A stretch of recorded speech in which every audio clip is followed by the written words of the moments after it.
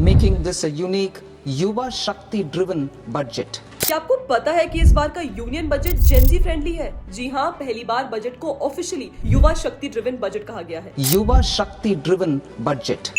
और fun fact ये है कि देश के अलग अलग राज्यों से चुने गए 30 स्टूडेंट्स को पार्लियामेंट में लाइव यूनियन बजट 2026-27 देखने का मौका मिला और बजट प्रेजेंटेशन के बाद फाइनेंस मिनिस्टर निर्मला सीतारमण उनसे पर्सनली इंटरैक्ट भी करेंगी। देखिए, इससे क्लियरली पता चलता है कि सरकार यूथ को सिर्फ फ्यूचर नहीं बल्कि प्रेजेंट का भी पार्टनर मान रही है। तो चलिए देखते हैं इस बजट की यूथ सेंट्रिक अप्रोच क्या है। मैं भारत के युवाओं को विशेष तौर पर इस बजट की बहुत बहुत बधाई देता हूं। हर डिस्ट्रिक्ट में एक गर्ल्स हॉस्टल बनेगा ताकि लड़कियों को एजुकेशन के लिए सेफ और अफोर्डेबल लिविंग फैसिलिटी मिले।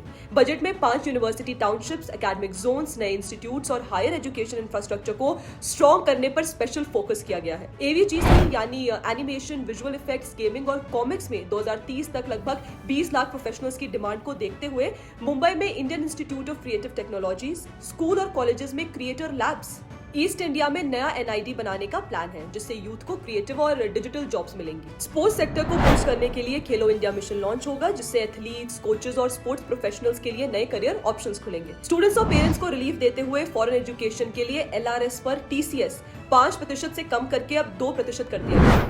साथ ही रिवाइज्ड आईटीआर फाइलिंग की डेडलाइन 1 मार्च तक बढ़ा दी गई है ताकि यंग और फर्स्ट टाइम टैक्स पेयर्स को फ्लेक्सिबिलिटी मिले। एक high powered education to employment and enterprise committee बनाई जा रही है जो सर्विसेज सेक्टर को विकसित भारत का मेन ड्राइवर बनाएगी। इसका टारगेट है 2047 तक ग्लोबल सर्विसेज में इंडिया का 10% शेयर और एआई जैसे टेक्नोलॉजीज के हिसाब से यूथ को फ्यूचर रेडी स्किल्स देना।